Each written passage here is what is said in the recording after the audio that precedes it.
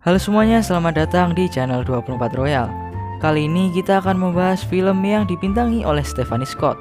Film ini berjudul At First Light yang dirilis tahun 2018 sekitar 3 tahun yang lalu dan bertema drama science fiction, di mana Stephanie akan berperan sebagai seorang gadis yang terpapar sinar misterius.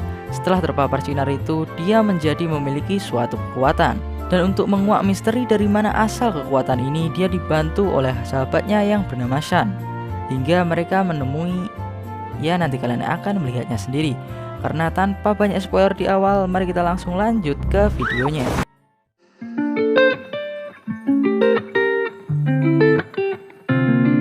Film diawali dengan seorang yang bernama Cal yang sedang mengejar sebuah cahaya menggunakan alat pelacak khusus. Dia terus mengejar hingga cahaya itu naik ke atas langit dan menghilang. Setelah itu opening film ini pun dimulai. Setelah itu kita berpindah ke dua orang remaja yang sedang menjual perhiasan ibunya untuk bertahan hidup karena orang tua mereka sudah tidak ada. Dua anak ini bersaudara, kakaknya bernama Shan dan adiknya Oscar. Mereka tinggal bersama neneknya yang sudah sakit sejak lama dan tidak kunjung sembuh. Shan berperan sebagai ibu di keluarga ini. Dia sangat menyayangi nenek dan adiknya, sementara Oscar sangat bandel dan nakal. Lalu tiba-tiba Shan diajak untuk pergi ke pesta oleh Nathan yang merupakan temannya. Di pesta ini mereka minum-minum dan bersenang-senang. Saat minum-minum, Shan melihat ada gadis yang cantik dan dia pun terpesona. Malam hari pun datang. Nathan menjelaskan gadis itu adalah pacarnya Tom. Di saat mereka berdua membicarakannya, dia menghampiri mereka. Gadis ini bernama Alex dan ternyata dia dulunya satu sekolah dengan Shan. Namun entah mereka dulu pacaran atau tidak. Shan mengatakan dia ingin berbicara dengan Alex selain di tempat ini. Karena Alex HP-nya baru, dia tidak memiliki nomor Shan. Shan pun menuliskan nomornya di tangan Alex agar dia tidak lupa. Di tengah-tengah pesta, Alex dan Tom pergi ke tempat yang berbahaya yang merupakan suatu danau. Mereka berenang di sana saat tengah malam. Sementara itu Shan pulang karena dia galau. Di saat Tom keluar dari air, dia menyadari bahwa Alex sudah tidak ada. Dia memanggil Alex tapi tidak dijawab. Tom pun memutuskan untuk pergi dari tempat ini. Sungguh pacar yang sangat baik. Sementara itu Alex yang tenggelam didatangi oleh suatu cahaya dan sekilas melihat kenangan masa lalunya. Lalu Shan yang sudah sampai di rumah menidurkan neneknya di kasur lalu menonton TV santuy bersama adiknya. Dan kita kembali ke Cal. Dia menemukan seorang gadis yang hampir telanjang berjalan di tengah jalan. Setelah dihampiri, dia adalah Alex. Alex tidak bicara dan hanya diam saja. Cal berencana ingin mengantarkan Alex pulang.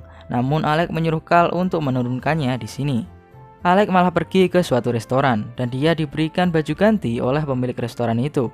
Di saat dia ganti, Alex seperti kebingungan dan mengecek badannya hingga dia menemukan nomor teleponnya Shan. Alex pun langsung menelponnya dan menyuruhnya untuk menjemput. Shan pun datang dan saat di perjalanan Alex hanya diam saja. Shan pun mengira dia memakai obat terlarang, jadi menawarkan untuk tidur di rumahnya sampai pengaruh itu hilang. Saat sampai di rumahnya, Shan menyuruh Alex untuk tidur di kamarnya dan terjadilah momen canggung di antara mereka berdua hingga tiba-tiba hidung Alex mimisan. Saat ditidurkan oleh Shan, Alex langsung tertidur dan Shan pun memutuskan untuk tidur juga. Keesokan paginya, Shan pergi ke apotek untuk membelikan obat neneknya. Cal mendengar berita bahwa ada lonjakan listrik semalam dan ada cahaya yang lewat dan juga ada gadis yang hilang yang merupakan adalah Alex. Sementara itu, Alex yang terbangun mencoba mencari makanan tapi ketahuan oleh nenek Shan. Shan langsung berganti ke Oscar yang baru bangun dan ingin makan sereal. Saat dia membuatnya, ternyata neneknya sudah sehat lagi seperti semula dan pergi untuk berbelanja. Oscar yang melihat hal itu sangat terkejut. Oscar yang kebingungan pergi ke kamarnya Shan karena mendengar suara dengan membawa pisau. Saat dibuka ternyata ada Alex. Mereka berdua pun kaget dan hal aneh pun terjadi. Lampu hidup sendiri dan pisaunya melayang. Di saat Shan pulang, Oscar berusaha untuk menjelaskan bahwa Alex memiliki kekuatan dan neneknya sudah sembuh. Namun tiba-tiba neneknya datang dan Shan pun kaget dan juga sangat terharu. Setelah itu Shan pun ingin mengantarkan Alex pulang karena dia sudah dianggap hilang oleh keluarganya. Di perjalanan pulang, Alex seperti tertarik untuk pergi ke balik pegunungan itu. Setelah sampai ke rumah Alex, ortunya sedang berbicara dengan polisi karena mengira Alex tenggelam di danau. Alex tidak bicara apa-apa dan langsung pergi ke kamarnya bersama Shan. Alex melihat ada banyak burung yang membentuk suatu simbol yang aneh dan bertanya ada apa di balik gunung itu. Namun Shan tidak tahu, mungkin hanya gurun, kata Shan. Karena orang tuanya memaksa untuk masuk, dia langsung mengganti bajunya dan melompat ke jendela bersama Sun. Saat akan menyentuh mobil, Alex bisa melayang menggunakan tangannya. Sun sangat kaget tentang hal itu. Sedangkan Alex sedang mencuri mobil polisi dan kabur dari sini. Sun yang tertinggal pun mengejarnya dan untungnya berhasil. Lalu mereka mendengar di radio bahwa Alex sudah dikejar polisi karena mencuri mobil polisi. Dan di sini Sun bertanya, bagaimana kau melakukan hal gila tadi?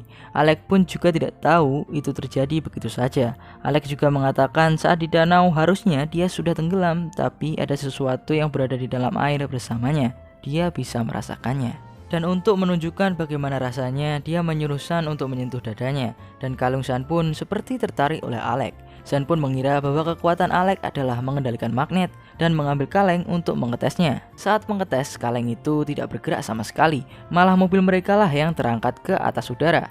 Setelah itu mereka pun pergi ke restoran untuk makan. Sayangnya di sini ada Tom dan temannya. Mereka berusaha memisahkan Alex dan Sun, tapi saat Alex dipaksa, dia membuat mobil-mobil di sekitarnya berterbangan. Setelah itu mereka berdua pun kabur. Di saat kabur mereka bertemu dengan Carl. Carl mengatakan jika kalian ingin melewati malam ini dengan aman, ikutlah bersamaku. Karena bukan hanya polisi yang mengejar kalian, dan aku juga bisa menjelaskan apa yang terjadi kepada Alex. Di perjalanan, Carl memberikan baju timah sebagai pelindung untuk Alex. Sesampainya di rumah Carl, dia menjelaskan bahwa ada cahaya yang berasal dari luar angkasa atau alien, dan Alex kerasukan oleh energi alien itu. Ada 7 orang yang terkena energi itu dan mereka hanya hidup selama 6 jam setelahnya. Tapi Alex sudah lebih dari itu. Karena dia shock, dia pun pergi ke toilet untuk menenangkan diri. Carl bisa tahu semua ini karena dia dulu bekerja untuk mereka, orang yang mengejar Alex saat ini. Di saat Alex pergi, Carl mengatakan kepada Sun bahwa dia harus menjauh dari Alex karena dia memancarkan radiasi yang bisa membuat Sun sangat sakit, susah berdiri, rambut rontok, dan sebagainya. Dan baju timah tadi berfungsi untuk menghalangi radiasi tadi. Sun pun bertanya kenapa makhluk ini datang kemari, kenapa tidak ke kota besar seperti Washington atau Tokyo. Carl pun menjelaskan bahwa tahun 97 salah satu satelit mendapatkan sinyal yang tidak diketahui dari mana dan bahasa baru. Jadi tempat kerja Carl dulu membangun suatu pemancar gambar ke luar angkasa dan berharap ada yang melihatnya. Dan para cahaya itu melihatnya. Oleh karena itu, cahaya itu datang kemari, bukan ke kota-kota besar lainnya. Karena cahaya itu terpanggil. Tujuan organisasi yang pernah diikuti Carl ini adalah untuk berkomunikasi untuk para cahaya ini. Jadi mereka membuat pemancar cahaya ini.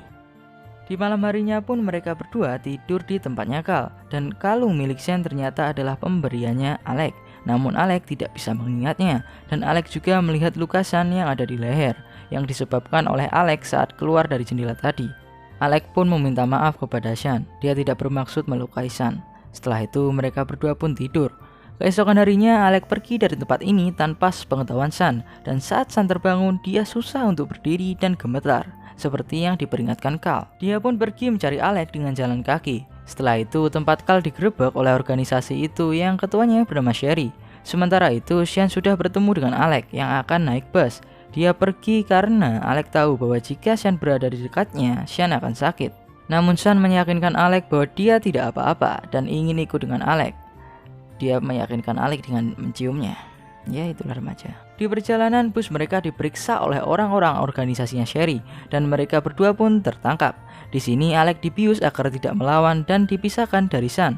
Mereka berdua pun dibawa ke kantor mereka yang berada di tengah-tengah pemancar. Alex dibawa untuk diperiksa sementara Sun sedang diberitahu bahwa dia sudah terpapar radiasi dan tidak boleh bertemu dengan Alex lagi. Namun Sun tetap ingin bertemu dengan Alex. Sherry menjelaskan bahwa mereka berusaha membangun kontak dengan mereka dan Alex terpilih untuk menjadi perantaranya. Saat Sun bertanya siapa mereka, Sherry tidak bisa menjawab hal itu. Dan Sherry juga mengatakan mereka ingin tahu dari mana mereka dan mengapa mereka di sini. Sementara Alex secara tidak sengaja mengaktifkan kekuatannya yang menyebabkan semua barang besi di sini tertarik ke arahnya dan membuat semua orang panik dan pergi, kecuali Sun. Dia malah pergi ke tempatnya Alex, padahal hal ini membuatnya semakin sakit. Makanya kalau bucin jangan berlebihan lah. Di sini Alex terbangun dan melihat Sun yang sudah terkapar di sampingnya. Alex pun membawanya keluar dan setelah keluar dia mengaktifkan pemancar di sekitarnya dan membuat suatu simbol hingga para cahaya dari langit datang ke bumi dan menyelimuti mereka berdua. Di sini Alex menyembuhkan semua luka Sun dan saat Sun mengatakan jangan pergi, Alex mengatakan kami di sini dan mulai sekarang akan menjadi lebih baik. Setelah itu Alex pun menghilang menjadi bagian dari cahaya itu, dan para cahaya ini kembali ke langit.